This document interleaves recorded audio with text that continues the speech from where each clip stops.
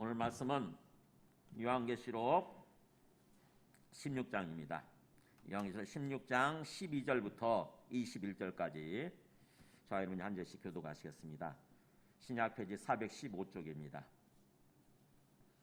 요한계시록 16장 12절에서 마지막 21절까지.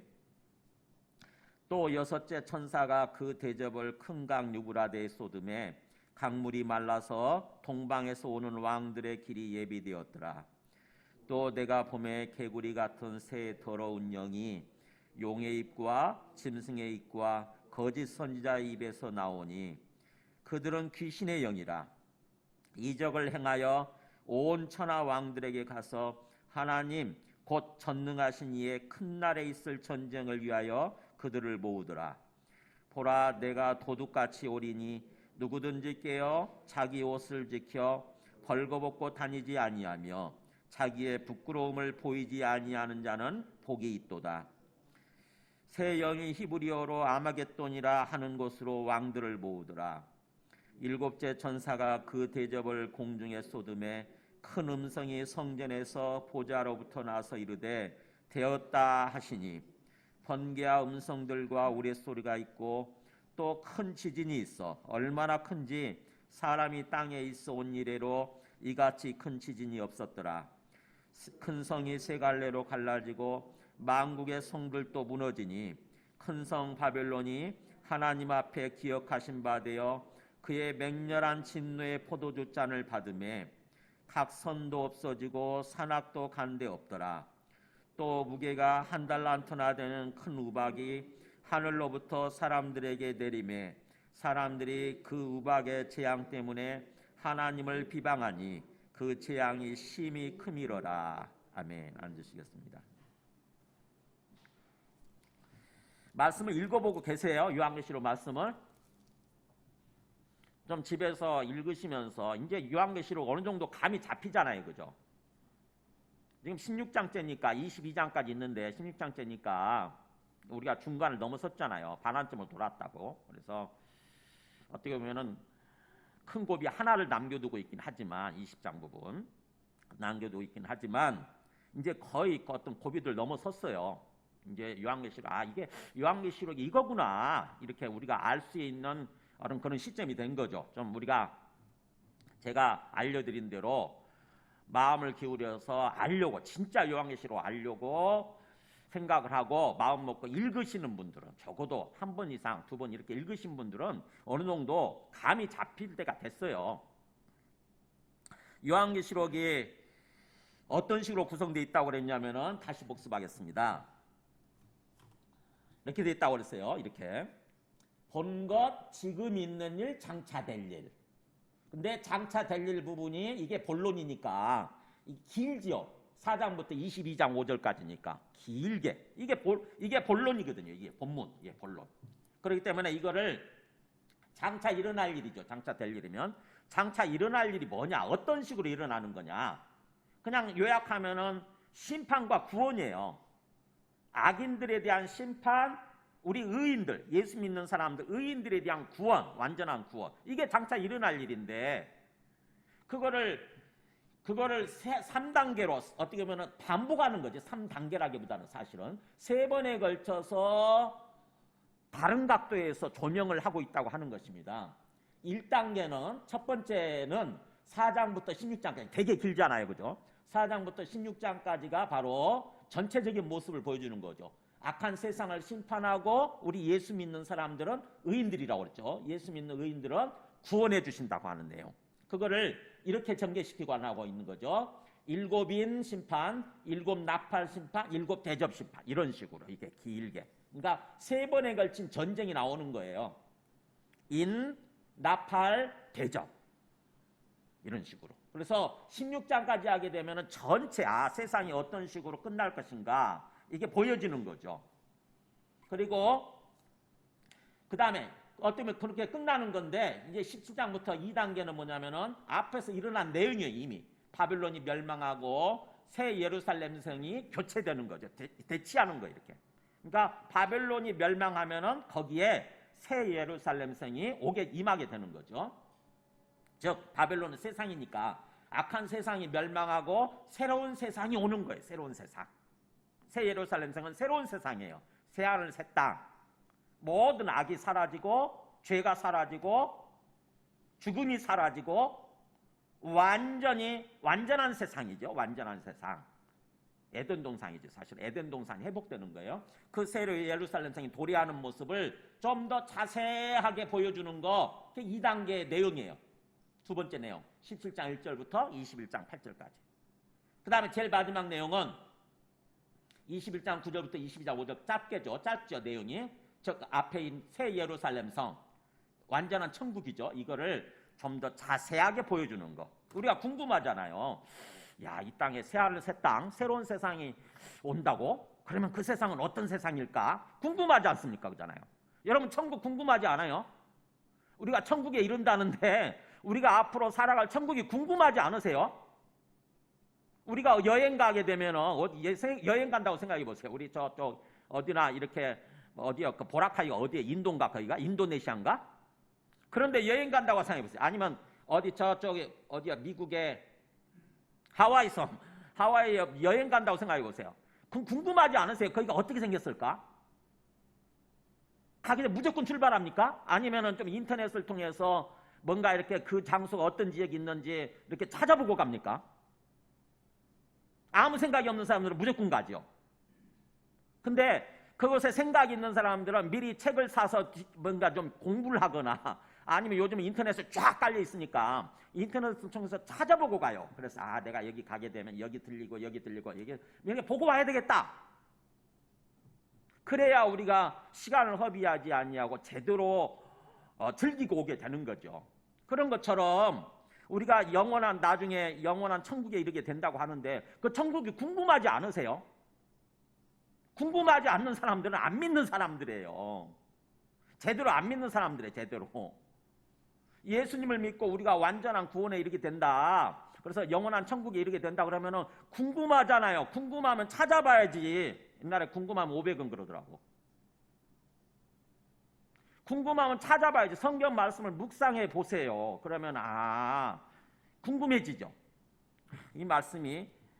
그래서 이렇게 우리의 궁금증을 따라서 이 말씀을 전개시켜 나가는 거예요. 우리의 궁금증을 따라서 질문할 수 있는 우리 궁금증 있지 않습니까? 장차 될 일이 뭘까? 세상이 심판당하고 의인들은 구원하시는 거구나. 어떤 식으로 구원할까? 이렇게 나오는 거죠. 어떤 식으로 심판하고 어떤 식으로 구원할까? 그 다음에 그렇다고 한다면 세상이 심판하게 되면 또 어떤 세상이 오는가? 새 예루살렘 성. 어떤 식으로 세상이 심판당하고서 사라지고 바벨론이 멸망해서 사라지고 새 예루살렘 성이 오는가 궁금하잖아요. 그 모습이 여기 나오잖아요. 우리가 질문할 수 있는 것을 가지고 설명하는 거죠. 말씀해 주시는 거예요.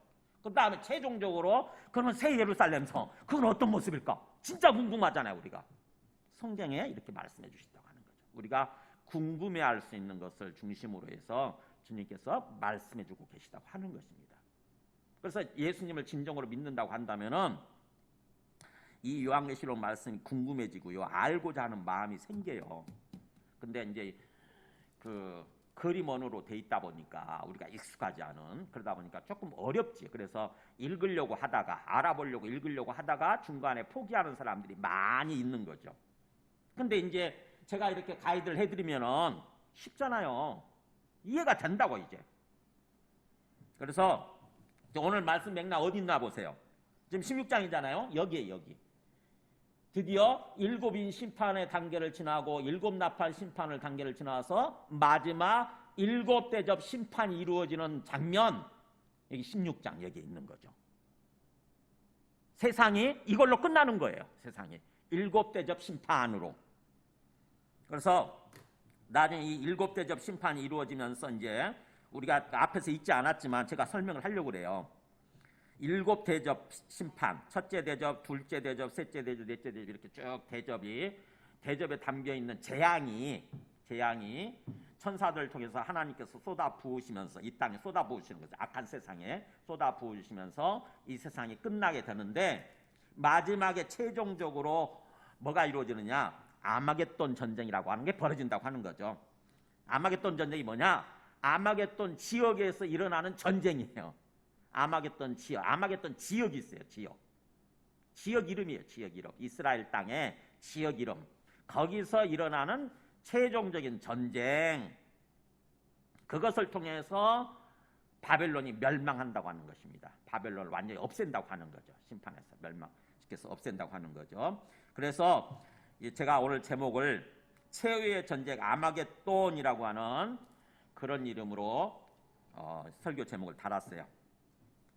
자, 아마겟돈이 뭘까 궁금하지 않습니까? 오직 궁금하면은 이게 때문에 이제 영화도 만들어진 거죠. 아마겟돈이라고 하는 영화가 만들어졌어요. 한번 보여드릴까요? 아마겟돈 영화가 오늘 일단 보시고 이게 성경에 있는 내용하고 그냥 저런 영화 좋아하는 사람들도 재밌긴 하니까 뭐냐면 행성이 지금 지구와 충돌하기 위해서 행성이 다가오고 있어요. 근데 그 행성이 그러니까 지구와 충돌하면 지구가 완전히 불타서 없어지는 거죠. 그걸 막기 위해서 저 행성을 폭파하러 간 거예요. 행성을 폭파하러. 그래서 헬이라고 하는 사람이 자기 생명을 희생시켜서 저 행성을 폭파해서 행성이 이제 없어지게 되는 거라서 지구 멸망의 날을 넘겼다 이거예요. 그러니까 행성이 우리 지구에 하고 폭발해서 그렇게 해서 지구가 멸망하는 날, 이게 이제 아마겟돈 날이라고 보는 거지. 그거를 상상력을 동원해서 한 거죠. 자, 오늘 말씀 한번 보세요.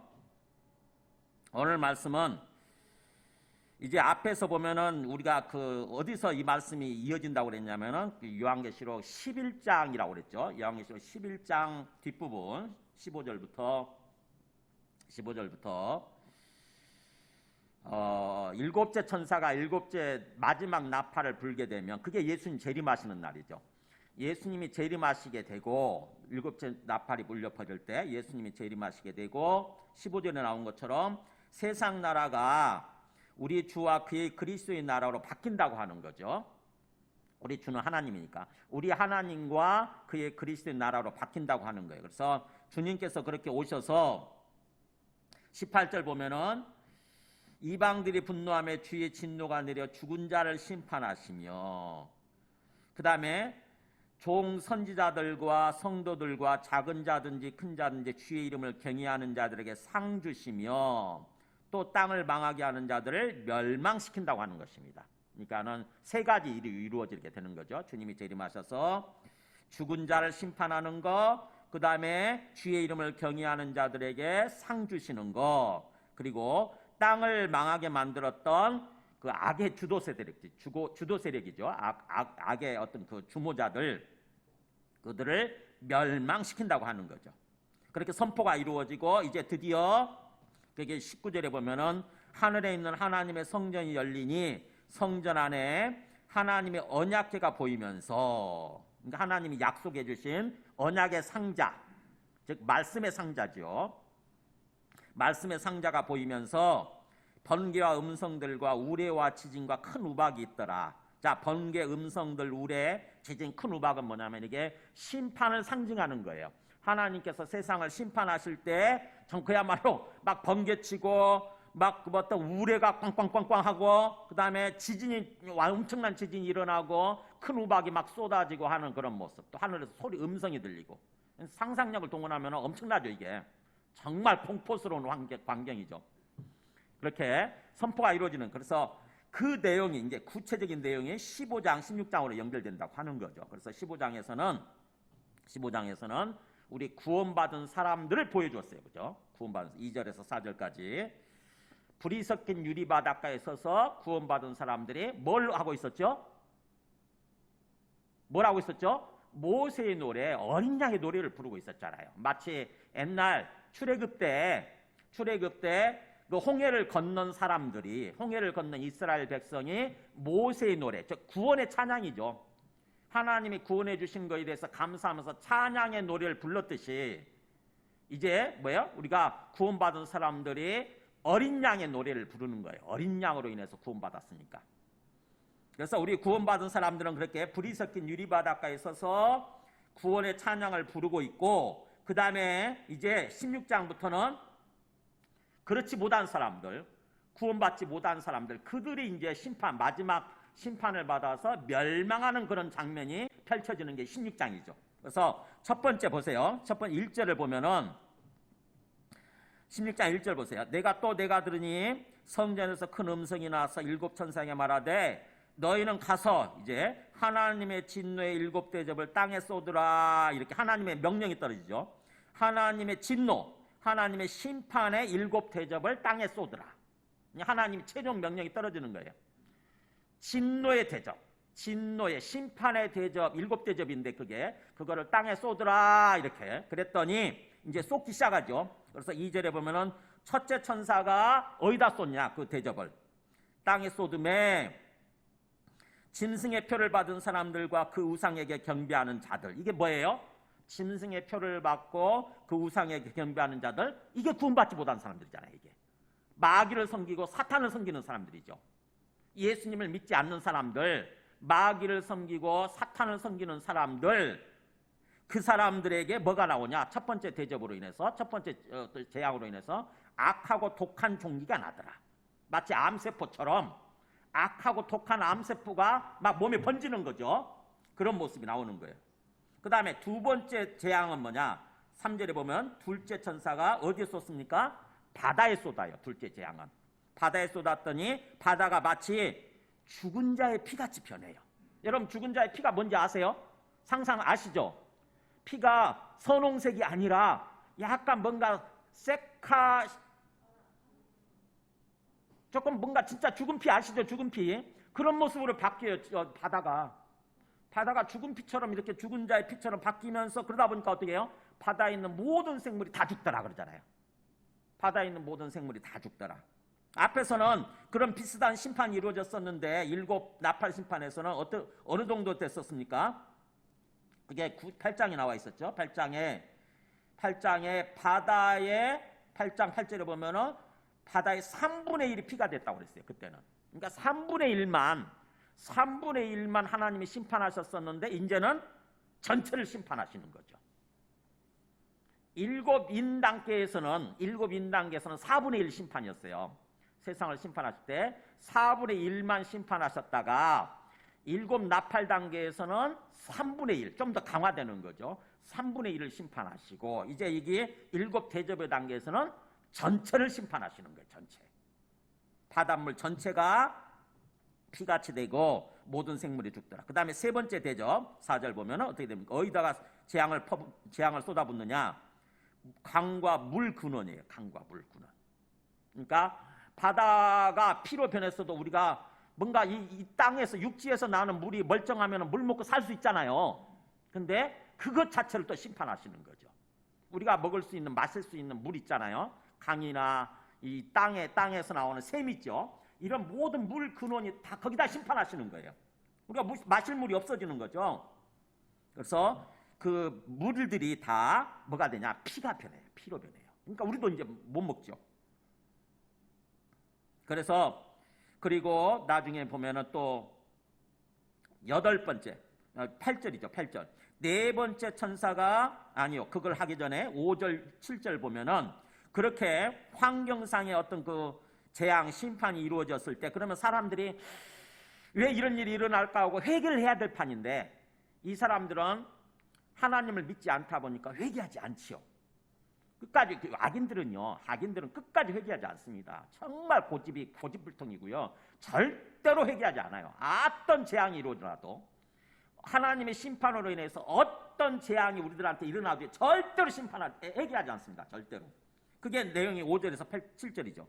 내가 들으니 물을 차지한 천사가 이르되 전에도 계셨고 지금도 계신 거룩하신 이여 이렇게 심판하시니 의로우시도다. 이제 물을 차지한 천사, 즉 다시 말하면 하나님께서 이 천사에게 물을 관리하도록 물을 맡긴 천사겠죠.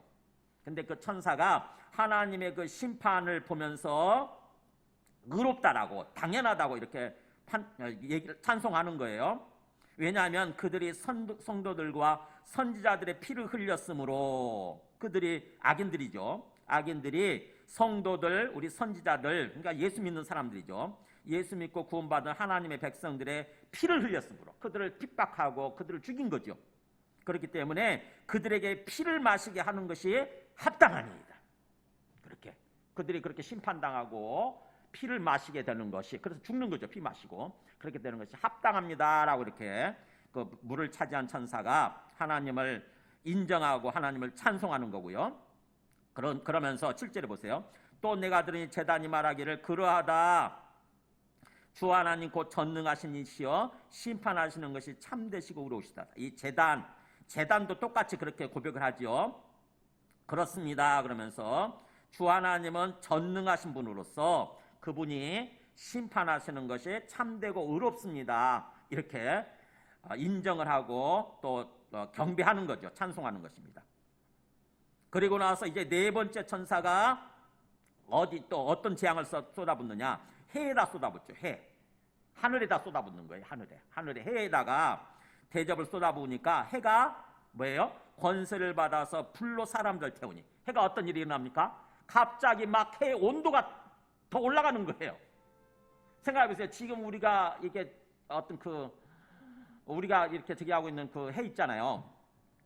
여기서 만약에 조금만 올라가게 되면 못 삽니다. 요즘 지금 캐나다하고 미국 쪽이 서부 쪽이 그렇다잖아요. 미국 서부 쪽, 캐나다하고 미국 서부 쪽이 무려 50도 올라갔대요. 50도. 와, 생각해보세요. 우리가 보통 우리가 지금 당하고 있는, 우리가 지금 겪고 있는 온도가 3도, 4도 이렇게 그 정도만 돼도 굉장히 덥게 느껴져요. 근데 그게 38도 넘고 40도 넘잖아요. 그러면 숨이 막혀요. 허걱됩니다. 숨이 막혀. 근데 50도 올라갔다? 우와! 그러니까는 지금 수백 명이 죽잖아요. 캐나다에서.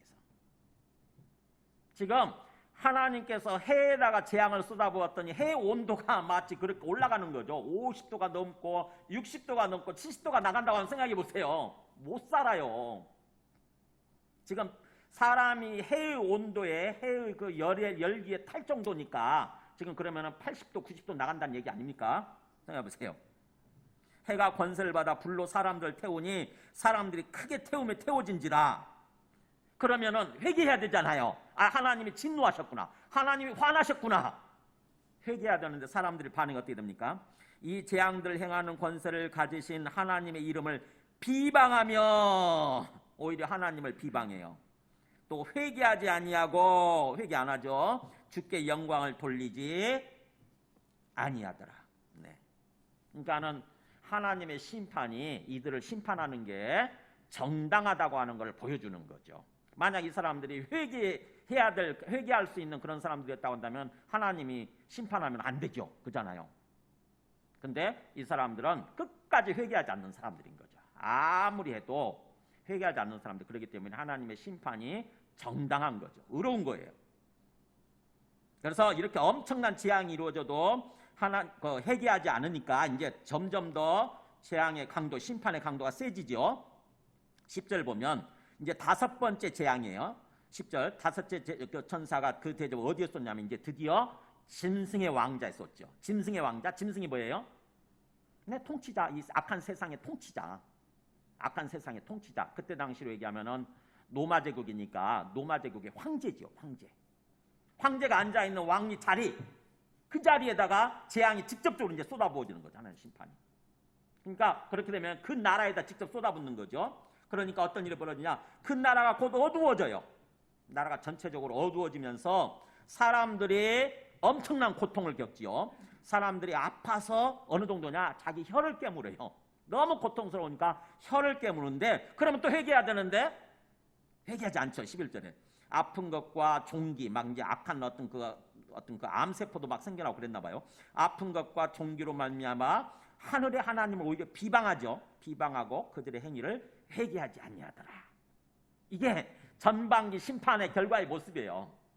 전반기 어떻게 보면은 이 일곱 대접의 재앙 중에서 전단계 심판이 이루어졌는데, 재앙이 쏟아부어졌는데 사람들의 반응이 뭡니까?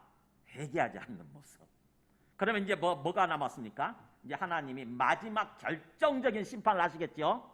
마지막 결정적인 재앙을 쏟아붓는 것. 그게 바로 오늘 본문이죠. 바로 마지막 전쟁을 통해서, 마지막 아마겟돈 전쟁을 통해서 하나님께서 결정적으로 심판하시는 거죠. 이들의 악함이 드러나게 하시고, 이 악인들의 악을, 하나님은 항상 그래요. 하나님의 심판이 정당하다고 하는 것을 보여주기 위해서 악인들은 악을 드러내게 만들어요. 악인들의 악함을 드러내게 만듭니다. 그래야 사람들이 인정을 할 거 아닙니까? 아, 이들이 악하기 때문에 하나님이 심판할 수밖에 없구나. 악인들의 악함이 드러나게 만드는 거죠. 그래서 오늘 말씀은, 오늘 본문은 마지막 전쟁, 그 심판을 보여주는 거예요. 여섯 번째 천사가 이제 12절부터 16절까지죠. 마지막 전쟁을 준비하는 모습입니다. 마지막 전쟁이 준비되는 모습. 그래서 사람들이 그렇게 엄청난 고통을 당하고 그러면서도 회개하지 않으니까 이제 여섯째 천사가 그 대접을 어디에 쏟느냐? 큰 강 유브라데에 쏟았다고 그랬죠. 큰 강 유브라데, 이게 어디냐? 지도 한번 보여주실래요?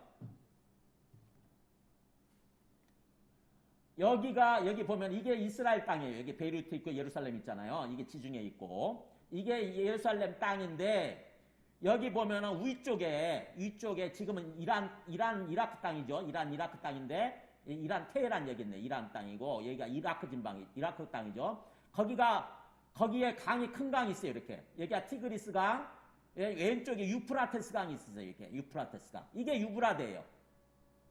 옛날에 그러니까 여기 바벨론 사람들, 여기가 바벨론 살고 있는 지역이거든요. 바벨론에 써 있죠. 바벨론, 그 다음에 페르시아, 이 사람들이 여기, 아수르도 여기 살고 있었고, 이 사람들이 이 이스라엘 땅을 멸망시킬 때, 침략을 해와서 멸망시킬 때는 항상 이 유브라데 강을 건넜어요. 유브라데 강을 건너와야 돼요. 마치 뭐예요? 소련이나 중국이 우리나라를 침략할 때는 어떤 강을 건너야 되죠? 압록강이나 두만강 건너야 되잖아요. 근데 압록강이나 두만강에 강물이 엄청나게 많으면 못 건너겠죠. 그죠? 그래서 뭐예요? 강물이 마를 때쯤 그들이 침략하는 거죠.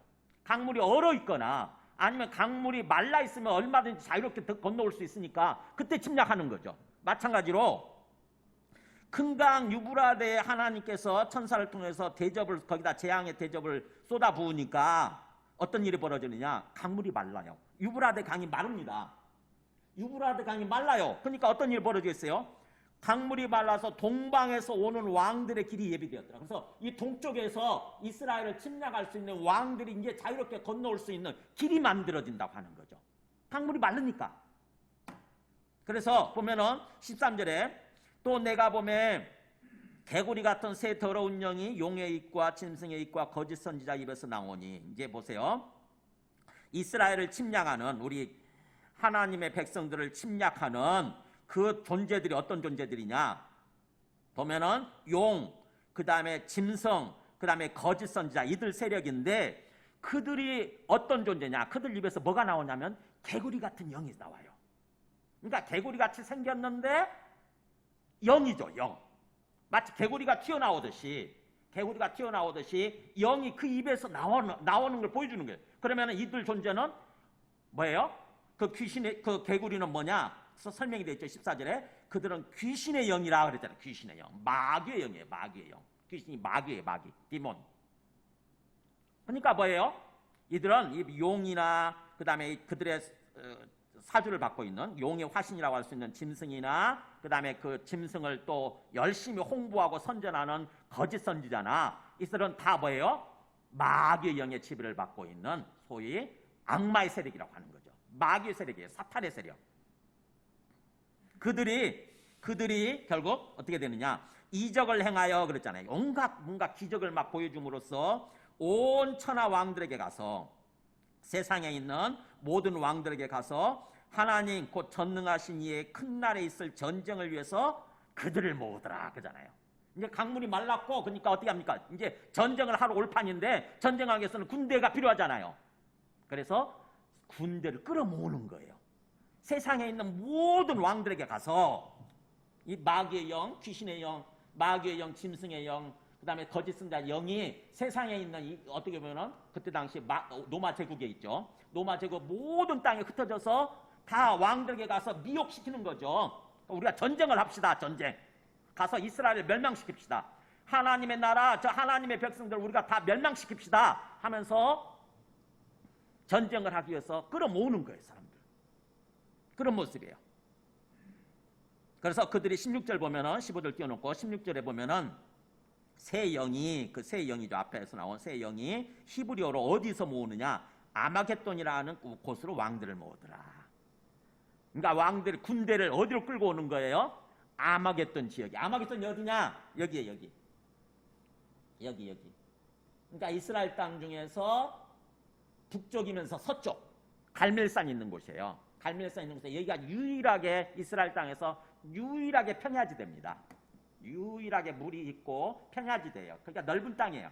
그러다 보니까 옛날부터 거기서 전쟁을 엄청 많이 했어요. 항상 구약에만 한 200번 이상 전쟁한 기록이 나옵니다. 그 지역이. 그러니까는 이곳이, 그래서 실제적으로 마지막 최후 전쟁이 여기서 벌어진다는 얘기가 아니라 상징적으로 나타내는 거예요. 상징적인 지역이에요. 여기서 여기가 아마겟돈 지역이, 정확히 얘기하면은 무기또의 산들이에요. 이게 무기또라는 지역입니다.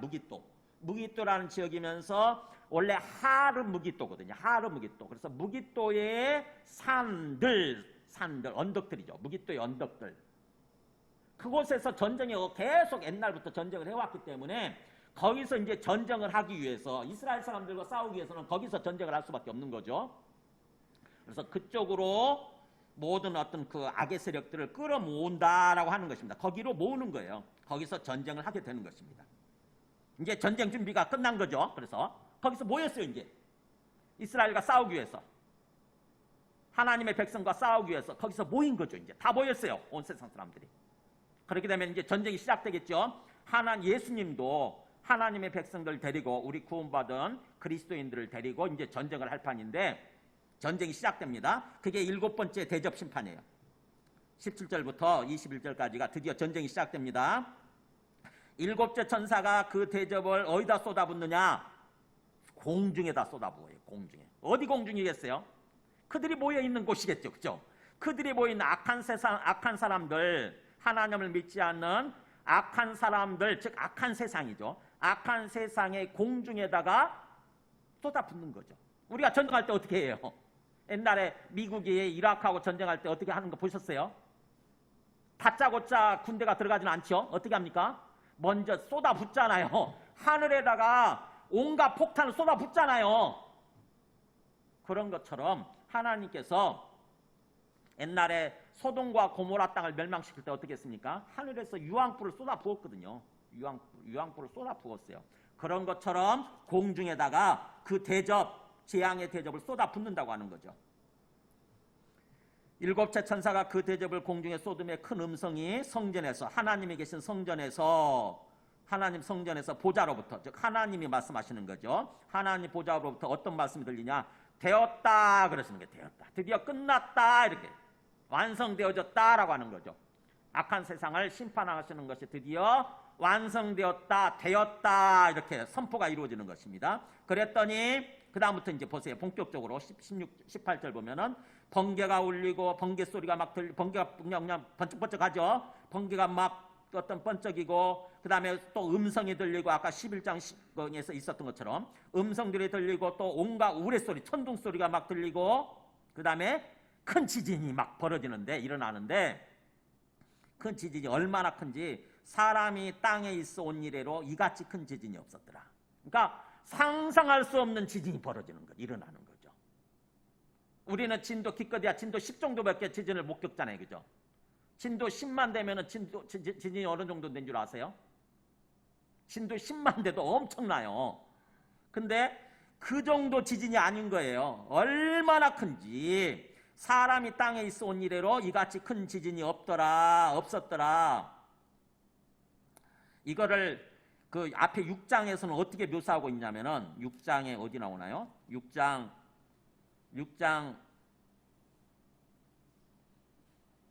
14절에 나오네요. 6장 14절에 보면은 하늘은 두루마리가 말리는 것 같이 떠나가고 각 산과 섬이 제자리에서 옮겨진다.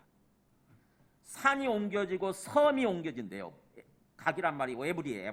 모든 산, 모든 섬이 다 제자리에 있지 못해요. 그러니까 일본이란 나라 이런 것들이 다 없어져 버리는 거지. 마지막 때 그런 모습을 이제 얘기하는 거예요. 그 정도의 엄청난 지진이 벌어지더라 이거예요. 그러면서 그 지진으로 인해서 19절에 보니까 큰 성이 세 갈래로 갈라지고 그러잖아요. 큰 성이 바로 뭐예요? 이 바빌론 성이에요. 바빌론 성. 즉 다시 말하면 세상 제국이죠. 세상 제국. 세상 제국. 그때 당시 요한계시록에 쓰여지던 당시로 하면 노마 제국이에요. 노마 제국의 이 바벨론 성이 세 갈래로, 그러면은 갈래갈래로 이런 뜻이에요. 갈갈이 완전히 찢겨지고 갈라지고 없어져 버리는 거예요. 완전히 큰 성이.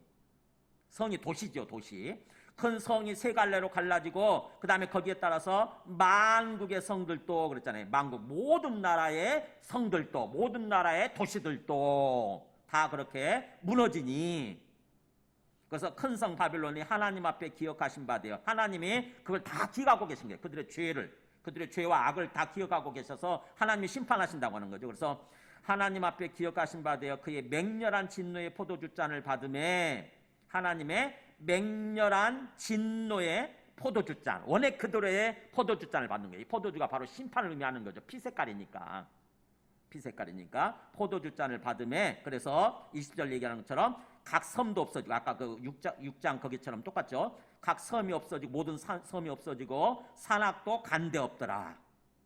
산들도 다 없어져요. 산악이란 말이 산들이에요. 산들 모두 복수입니다. 모든 산들이 다 온데간데 없어지는 거예요. 그러니까 엄청난 지진이 일어나는 거죠. 뿐만 아니라 이제 보세요. 21절은 우박입니다. 우박. 또 무게가 한 달란트나 되는 큰 우박이 하늘로부터 사람들에게 내리매. 자, 우박이 주먹만한 우박만 쏟아져도 엄청나죠? 근데 한 달란트예요. 34kg. 여러분 몸무게가 얼마인지 모르겠어요. 여러분 몸무게 절반 정도 되는 무게의 우박이 하늘에서 쏟아 부어진다고 생각해보세요. 하나 내린 게 아니고 피처럼 그렇게 쏟아 부어진다고 생각해보세요. 상상할 수 없는 거지. 상상할 수 없는. 무게가 그렇게 34kg나 되는 큰 우박이 하늘로부터 막 사람들에게 내리니까, 그러면 사람들이 회개할 것 같잖아요. 회개 안 합니다. 이 악인들은 끝까지 회개 안 해요. 그래서 사람들이 그 우박의 재앙 때문에 하나님을 비방하니 그 재앙이 심히 크미러라. 그래서 하나님 심판이, 마지막 심판이 정당하다고 하는 걸 이렇게 보여주는 거죠. 자, 이렇게 해서 어떻게 보면 마지막 아마겟돈 전쟁이 어떻게 보면 그림처럼 보이잖아요. 그냥 영화 같고 애들 뭔가 동화 같고 소설 같잖아요. 이걸 이렇게 묘사를 하고 있는 거예요. 마지막 최후 전쟁, 마지막 최후 심판이 어떻게 보면 대표적인 것들만 이렇게 추려서 보여줌으로써, 상징적으로 보여줌으로써 마지막 때에 엄청난 재앙, 엄청난 심판이 이 악한 세상에 이루어지게 될 거다. 하나님이 그렇게 하시게 될 거다라고 하는 걸 이렇게 보여주는 거고요. 그래서 그렇게 함으로써 바벨론은 사라진다고 하는 거죠. 바벨론이 완전히 멸망한다고 하는 거예요. 완전히 멸망해서 없어진다. 이 멀쩡한 세상, 오래 영원히 갈 것 같잖아요. 이 악한 세상이. 악인들, 악한 세상이 계속해서 영원할 것 같은데 완전히 하나님께서 심판하셔서 멸망시킨다고 하는 것입니다. 그렇다고 한다면 우리가 그때까지 어떤 삶을 살아야 되느냐? 우리는 그것을 믿는 거죠. 약한 세상이 주님께서 재림하시면 이 약한 세상을 완전히 심판하시고 멸망시키는 거구나. 우리는 이것을 믿는다고 한다면 어떤 삶을 살아야 되냐? 그 메시지가 바로 15절이에요. 15절. 그러니까 주님께서 궁극적으로 우리 예수 믿는 사람들한테 주시고자 하는 말씀은 15절에 나와 있는 거죠. 15절에 가운데 끼워놨어요. 가운데. 15절 같이 한번 읽어볼까요? 시작. 보라, 내가 도둑같이 오리니 누구든지 깨어 자기 옷을 지켜 벌거벗고 다니지 아니하며 자기의 부끄러움을 보이지 아니하는 자는 복이 있도다. 자, 보라, 내가 도둑같이 오리니. 예수님이 말씀하시는 거예요. 내가 어느 날 갑자기 도둑 드는 것처럼 내가 갑자기 온다고 하는 거죠. 주님이 갑자기 오신다는 거예요. 그래서 주님이 갑자기 오셔서 이런 심판이, 마지막 심판이 이루어진다고 하는 것입니다. 우리는 긴가민가 하죠? 그죠? 진짜 주님 오실까? 진짜 이 악한 세상이 멸망하고 없어질까? 긴가민가 하죠? 근데 주님은 그렇게 말씀하시는 거예요. 보라, 내가 도둑같이 오리니. 갑자기 온다는 것입니다. 그렇기 때문에 누구든지, 에브리바디예요. anyone, 누구든지 깨어 자기 옷을 지켜 벌거벗고 다니지 아니하며, 영적으로 깨어 있어야 된다고 하는 것입니다. 누구든지 우리는 영적으로 잠들어 있고 멍하니 살아가면 안 된다고 하는 거죠. 예수 믿는다고 생각하면서 멍하니 살아가는 사람 있잖아요. 영적으로 죽어 있는 사람들은 완전히 안 믿는 사람들인 거고 구원받지 못한 사람들인 거고, 우리는 구원받았는데, 그래서 영이 살아있는 영을 받았어요. 영의 생명을 받았는데 영이 살아있어. 근데 잠들어 있다고 하는 것입니다. 잠자고 있으면 안 된다고 하는 거죠. 영적으로 깨어서, 그 말은 뭐예요? 말씀 가운데 깨어있는 거예요. 하나님의 이 말씀을 알고, 아, 주님이 반드시 오시는구나. 그래서 영적으로 깨어있는 모습으로 주님을 기다리는 거죠. 다시 오실 주님을 기다리는 거예요. 영적으로 깨어서, 그러면서 이 땅에서 삶을 어떻게 살아야 되느냐? 자기 옷을 지켜 벌거벗고 다니지 아니하며 자기의 부끄러움을 보이지 아니하는 자는 복이 있도다. 뭐예요? 영적으로 그렇게 깨어있으면은 우리 옷을 지킨다고 하는 거예요. 옷이 뭐냐, 이게 옷이. 우리 이렇게 겉에 입고 있는 옷, 이게 뭐예요?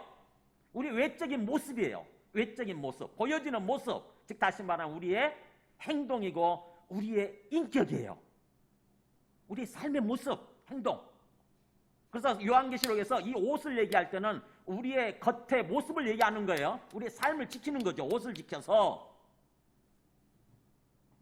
그래서 옷을 지키게 되면 우리의 부끄러운 부분이 드러나지 않겠죠, 그죠? 옷을 입고 있으니까.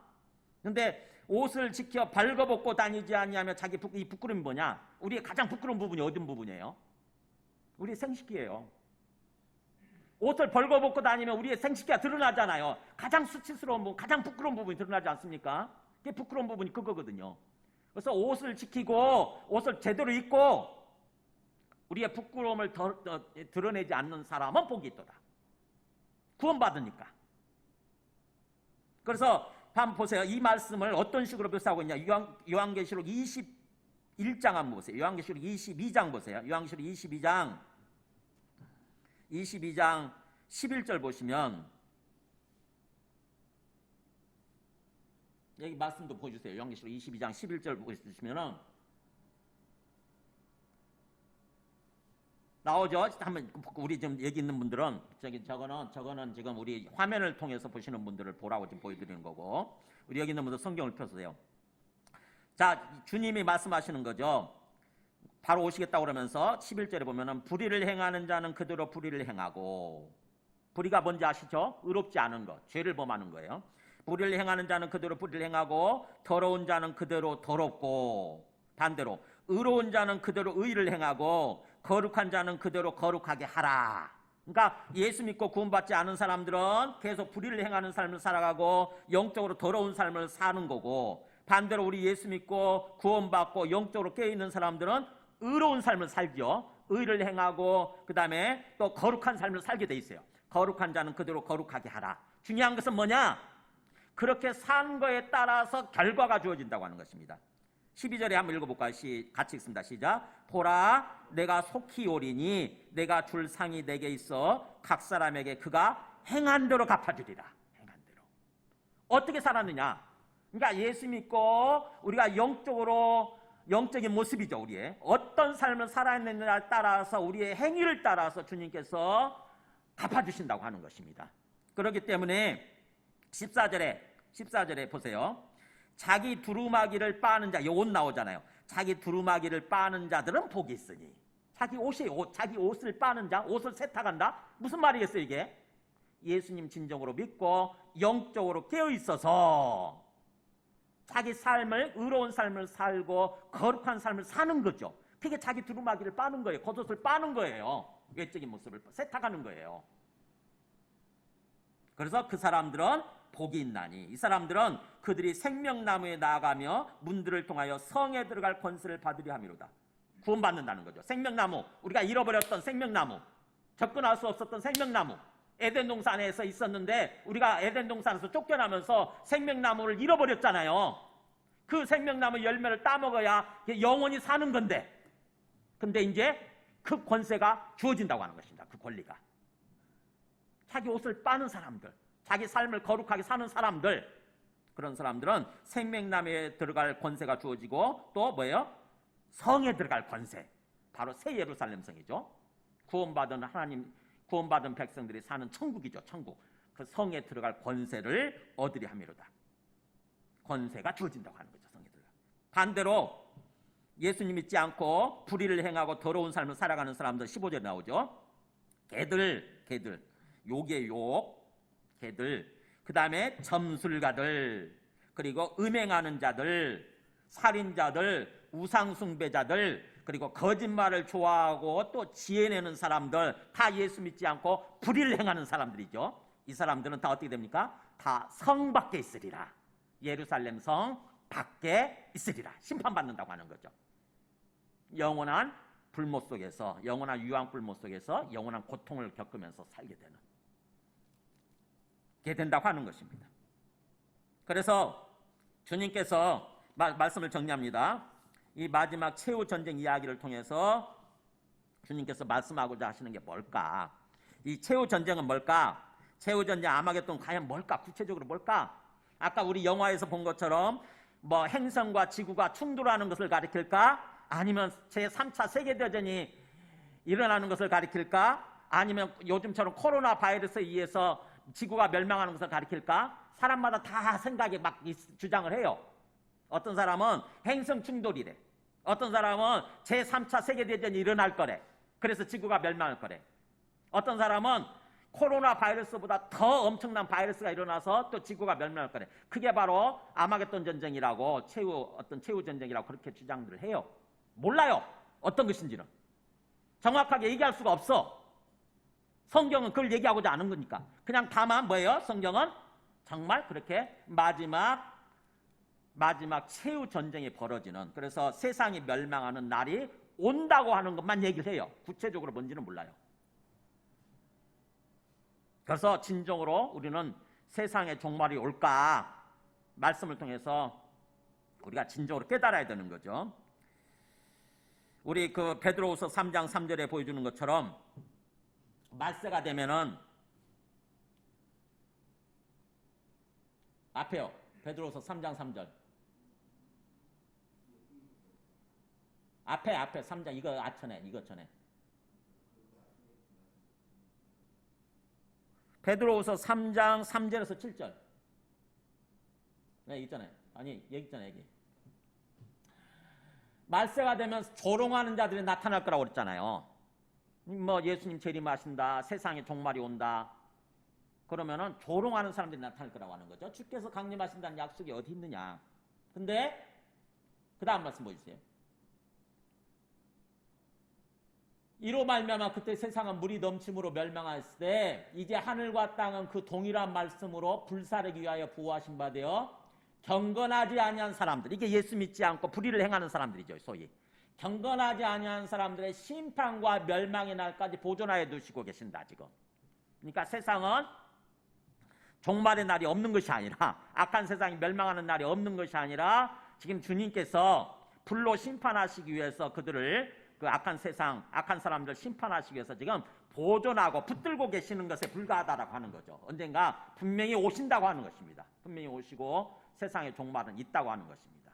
악한 세상이 멸망한 날이 있다는 거예요. 우리는 우리의 믿음이 없으면 조롱한 사람들과 똑같이 의심을 하죠. 진짜 올까? 그러면 어떻게 됩니까? 깨어있지 않습니다. 영적으로 깨어있지 않고 오로지 내 생각과 내 욕망을 따라서 살아요. 부패하고 타락한 삶을 살지요. 그러면서도 우리는 그게 괜찮을 줄 알고. 근데 진짜로 멸망의 날이 온다고 하는 것을 진짜로 믿는 사람들 어떻게 되겠어요? 영적으로 깨어있는 모습으로 사는 거죠. 빠릿빠릿 깨어있는 모습으로. 영적인 눈이 잠든 모습이 아니라, 멍한 모습이 아니라 영적인 눈이 빠릿빠릿 살아있는 모습으로 살아요. 하나님, 항상 하나님을, 살아계신 하나님을 바라보고 하나님을 의식하고 하나님 앞에서 의롭고 거룩한 삶을 살게 되는 거죠. 자기 옷을 지키는 삶을 사는 거예요. 겉의 모습을 지키는 삶을 살아가는 거죠. 주님께서는 그런 삶을 살아라라고 말씀하시는 거예요. 예수님이 직접 말씀하신 게 있죠. 마태복음 24장에 보면은, 마태복음 24장 37절에 노아의 때와 같이 인자 임함도 그러하더라. 그러니까 옛날에 노아의 홍수 때 망했던 것처럼 노아 인자가 임할 때도, 인자가 예수님이 재림하실 때죠. 그때도 똑같을 거다. 그때 노아가 방주에 들어가던 날까지 사람들이 먹고 마시고 장가가고 시집가고 있으면서, 이게 일상의 삶이잖아요. 먹고 마시고 장가가고 시집가고 있으면서 몰랐어요. 그래서 홍수가 터지고 그들이 이제 멸망의 날 시간이 막 이게 체카 다가오고 있는데 그걸 몰랐어요. 홍수가 나서 그들을 멸망하기까지 다 멸하기까지 깨닫지 못했다. 그랬던 것처럼 인자가 임할 때도 예수님 재림하실 때 똑같을 거다라고 하는 거예요.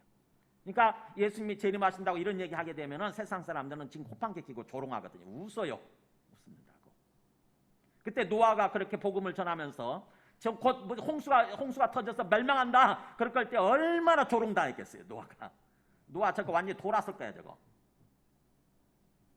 근데 그렇게 일어났잖아요. 그런 것처럼 앞으로 주님 말씀하시는 주님 말씀이 약속이잖아요. 주님 말씀대로 반드시 어떤 그 악한 세상이 멸망하는 날이 온다고 하는 거죠. 그걸 우리는 진정으로 믿고 언제 주님이 오실지 모르니까 항상 주님이 오늘 저녁이라도 오실 수도 있으니까 항상 그렇게 영적으로 깨어있는 모습으로 살아야 된다고 하는 것입니다. 영적으로 깨어있으면 정말 주님이 다시 오실 것을 믿는다고 한다면 영적으로 깨어있게 되고 그러면서 우리는 뭐예요?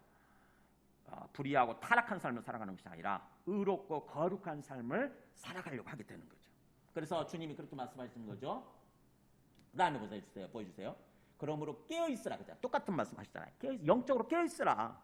영적으로 멍하니 있지 말고 깨어있어라. 너 어느 날에 너희 주가 임하는지 너희가 알지 못한다. 그러므로 너희도 준비하고 있어라. 생각하지 않은 때 인자가 오리라. 전혀 생각하지 못했던 때 인자가 갑자기 오신다고 하는 거예요. 그러면 생각 끝나는 거예요 이제. 그리고 우리가 행동을 따라서 우리가 살아간 삶을 따라서 주님께서 심판하신다고 하는 거죠. 우리에게 영원히 주어지는 거예요. 영원한 천국이 주어지든지 아니면 영원한 지옥, 영원한 유황불 못이 주어지든지 그렇게 되는 거죠. 마지막 그래서 참으로 주님 항상 오늘을 살면서 우리가 열심히 살되 열심히 돈 벌고 열심히 먹고 살고 열심히 시집가고 장가가고 열심히 살아야 되지만 항상 뭐예요? 우리 영적으로는 깨어있어야 되고 우리의 영혼이 주님을 향해서 있어야 돼요. 주님을 향해서 항상 주님 바라보고 살아계신 주님 앞에 깨어있어야 되는 거예요. 주님을 의식하는 것입니다. 주님이 안 보이지만 투명인간처럼 계시니까 우리 눈에 안 보이지만 우리 앞에서 우리를 보고 계시고 우리를 듣고 계신대잖아요. 주님이 의식이 돼야 돼요. 주님이 의식이. 그게 영적으로 살아있는 사람들이에요. 그럼 주님이 의식이 되면 두려움과 떨림이 우리 속에 생기게 돼 있고 경외하는 마음이 생기는 거죠. 주님을 경외하는 마음이 생기게 돼 있고 그 앞에서 행동합니다. 내 마음대로 내 고집대로 내 교만대로 행동하는 것이 아니라 항상 주님 앞에서 두려움과 떨림으로 행동하게 돼 있어요.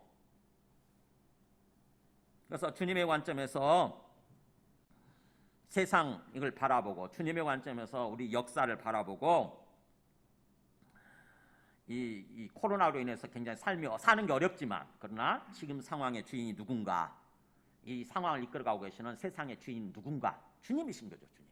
이 상황 모든 상황을 통해서 주님은 사실은 우리를 구원하시기 위해서 그렇게 역사하고 계시는 거죠. 사람들이 깨닫고 회개하고 주님이 재림하는 순간 아니니까 주님이 재림하는 순간이 되면 그 끝나는 거예요. 회개할 기회도 없어지는 것입니다.